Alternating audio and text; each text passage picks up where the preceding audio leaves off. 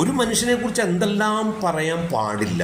ശരിക്കും പറഞ്ഞു കഴിഞ്ഞാൽ ഇവിടെ ഈ പറവൂര് CPM പറഞ്ഞുണ്ടാക്കിയിരിക്കുന്ന നുണപ്രചരണങ്ങളെ കേട്ടാൽ ഗീബിൾസ് വരെ തലയിൽ മുണ്ടിട്ട് എവിടെയെങ്കിലും അയാൾ പോയി ഓഡിയോ വിളിക്കും. ഇതാണ് അവസ്ഥ.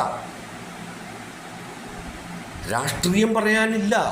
CPMന് രാഷ്ട്രീയം പറയാനുണ്ടായില്ല. അവർക്ക് ഞങ്ങൾ അത് കൊടുത്തില്ലേ, ഇത് കൊടുത്തില്ലേ,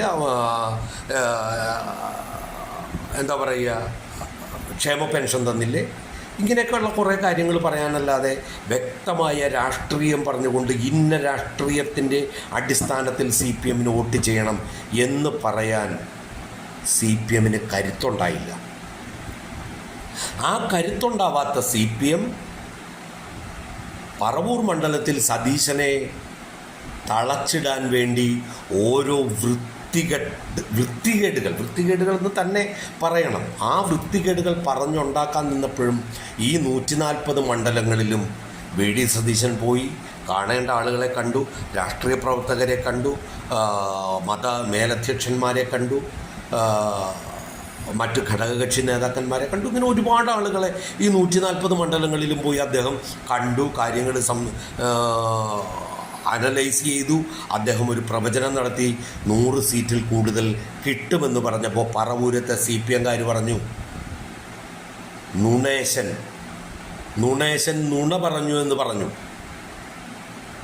ഇന്നിപ്പോൾ 102 സീറ്റിൽ UDF ലീഡ് ചെയ്ത് അധികാരത്തിലേക്ക് വന്നിരിക്കുകയാണ്.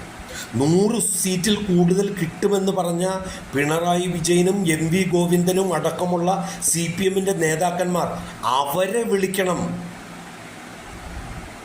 വെറും നുണ കൊണ്ട് ചേർത്ത് പണിതുയർത്തിയ കൊട്ടാരങ്ങൾ ചീട്ടുകൊട്ടാരം പോലെ തകർന്നടിഞ്ഞ് വീണത്. അപ്പോൾ MV ഗോവിന്ദനെ CPMകാരെന്ത് വിളിക്കും? പിണറായി വിജയനെ എന്ത് വിളിക്കും? അപ്പോൾ ഒരു പരിധിയുണ്ട്. നമ്മൾ ഒരു രാഷ്ട്രീയത്തെ, മാന്യമായ ഒരു രാഷ്ട്രീയത്തെ നമ്മൾ ഇടപെടുമ്പോൾ അവിടെ പാലിക്കേണ്ടതായിട്ടുള്ള സാമാന്യ മര്യാദ പോലും അറിയാത്ത, ഇവിടെ ഞങ്ങളുടെ പറവൂർ ഏരിയ സെക്രട്ടറി, ആ മനുഷ്യൻ എത്ര ഉറങ്ങിയിട്ടുണ്ടോ എന്ന് പോലും എനിക്കറിയാൻ പാടില്ല. 24 മണിക്കൂറും കമ്പ്യൂട്ടറിൻ്റെ മുമ്പിലിരുന്നിങ്ങനെ പടച്ചു വിട്ട് ആ മനുഷ്യന് ഇനി ജമ്മത്ത് അദ്ദേഹത്തോട് പോലും ഒരു എന്താ പറയുക, അദ്ദേഹത്തോട് പോലും ഒരു സത്യം പറഞ്ഞു കഴിഞ്ഞാൽ അദ്ദേഹം തന്നെ വിശ്വസിക്കുമെന്ന് എനിക്കറിയാൻ പാടില്ല. അത്രത്തോളം നുണകളെ കെട്ടിച്ചമച്ചുണ്ടാക്കിയിരിക്കുന്ന ഒരവസ്ഥ പറവൂരുണ്ടായി. ചെയ്യരുത്, ഒരിക്കലും ചെയ്യരുത്. ഒരു സ്വഭാവഹത്യ ആയിരിക്കരുത്. അങ്ങനെ സ്വഭാവഹത്യ നടത്താനാണെങ്കിൽ CPMലെ എണ്ണം പറഞ്ഞ ആളുകളെ എൻ്റെ എടുത്ത് കോൺക്രീറ്റ് ആയിട്ട് കാണിക്കാനായിട്ട് ചില തെളിവുകൾ ഇല്ലാത്തത് കൊണ്ടാണ് ഞാൻ കാണിക്കാത്തത്.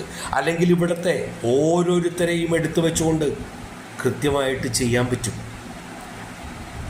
പക്ഷെ അതിനൊക്കെ മെനക്കെട്ട് പോവാത്തത്, അതല്ലല്ലോ എൻ്റെ എല്ലാം ജീവിതം. എനിക്കൊക്കെ ജോലിയെടുക്കണം. ജോലിയെടുത്ത് കിട്ടുന്ന പൈസ കൊണ്ടാണ് ഞങ്ങൾ ജീവിക്കുന്നത്. അല്ലാതെ നമുക്ക് വ്യവസായ പ്രമുഖർ തരാനോ അല്ലെങ്കിൽ മരുന്ന് കമ്പനികൾ തരാനോ അങ്ങനെയൊന്നുമില്ല. ഞാനൊരു LIC ഏജൻറ്റാണ്. ഞാനൊരാളെ ക്യാൻവാസ് ചെയ്ത് അദ്ദേഹം പ്രീമിയം അടച്ച് അതിൽ നിന്ന് കിട്ടുന്ന കമ്മീഷൻ കൊണ്ട് ജീവിക്കുന്ന ഒരാളാണ് ഞാൻ. പക്ഷെ CPMനോട് എനിക്ക് പറയാനുള്ളത്, അതിൻ്റെ കൂടെ പറയാൻ, ഇത്രയും നുണയെല്ലാം പറഞ്ഞിട്ടും 2021 701 വോട്ടിൻ്റെ കുറവേ, ഭൂരിപക്ഷത്തിലെ കുറവേ VD സതീശനും ഉണ്ടായുള്ളൂ, ഇല്ലേ? അപ്പം നിങ്ങൾ ഇത്രത്തോളം വൃത്തികെട്ട നുണകൾ പറഞ്ഞുണ്ടാക്കിയിട്ട് എന്തുണ്ടായി? പറവൂര് സത്യത്തിൽ വോട്ട് ചെയ്തത്, പറവൂരിൽ സത്യത്തിൽ വോട്ട് ചെയ്തത് ക്രിസ്ത്യാനികളല്ല, നായന്മാരല്ല, ഈഴവരല്ല, മുസ്ലിങ്ങളല്ല, പട്ടിക വിഭാഗക്കാരല്ല. ഇവരാരുമല്ല വോട്ട് ചെയ്തത്. രാഷ്ട്രീയ പ്രബുദ്ധതയുള്ള പറവൂരിലെ ജനങ്ങളാണ് സതീശനെ വോട്ട് ചെയ്തത്.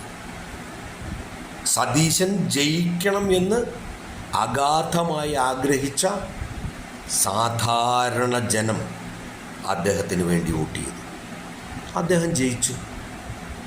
നിങ്ങൾ പറഞ്ഞുണ്ടാക്കിയ ഈ നുണകളെയൊക്കെ മനുഷ്യർ വെറുതെ പുല്ല് പോലെ എടുത്ത് കാട്ടിക്കളഞ്ഞില്ലേ? നിങ്ങളൊക്കെ ഇനി എങ്ങനെയാണ് മാനം മര്യാദയോടുകൂടി മാനത്തോടെ ഓരോ ജനങ്ങളുടെയും മുഖത്ത് നോക്കുക? അല്ല, നിങ്ങൾക്ക് നോക്കുന്നതുകൊണ്ട് വിരോധമൊന്നും ഉണ്ടാവില്ല. കാരണം നാണോ മാനവും ഉള്ള ഒരു വിഭാഗമായിരുന്നെങ്കിൽ ഒരിക്കലും ഇത്രത്തോളം സ്വഭാവഹത്യ നടത്തിക്കൊണ്ട് ഒരു ഇലക്ഷൻ ഫേസ് ചെയ്യില്ലായിരുന്നു. അപ്പോൾ ഏതായാലും ഞാൻ ചുരുക്കുകയാണ്. എനിക്കൊരൊറ്റ കാര്യമേ പറയാനുള്ളൂ. ഏതായാലും ഈ 5 വർഷം കഴിയുമ്പോഴേക്കും നിങ്ങൾക്ക് ഭരിക്കാം, ഒരു സംശയവും വേണ്ട. കാരണം തമ്മിത്തല്ലിൻ്റെ ആശാന്മാരാണ് കോൺഗ്രസ്സുകാർ. സ്ഥാനമോഹികളുടെ എന്താ പറയുന്നത് ആൾരൂപങ്ങളാണ് കോൺഗ്രസ്സുകാർ. അവരുടെ കൂടെ നിൽക്കുന്ന ആളുകളാണെങ്കിലും അത് വേണം ഇത് വേണം, ഇത്ര മന്ത്രി വേണം, മറ്റത് വേണം, മറിച്ചത് വേണം, ഞാൻ സീനിയറാണ്, ഈ സീനിയർ എൻ്റെ കൂടെ MLA മാരുണ്ട് എന്നൊക്കെ പറഞ്ഞു തുടങ്ങിയ രമേശ് ചെന്നിത്തല അടക്കമുള്ള, എനിക്ക് പേരെടുത്ത് പറയാൻ യാതൊരു വിഷമവും എനിക്കില്ല. കാരണം ജനങ്ങളുടെ മുഖത്ത് നോക്കി ഇവരൊക്കെ വെല്ലുവിളിക്കുമ്പോൾ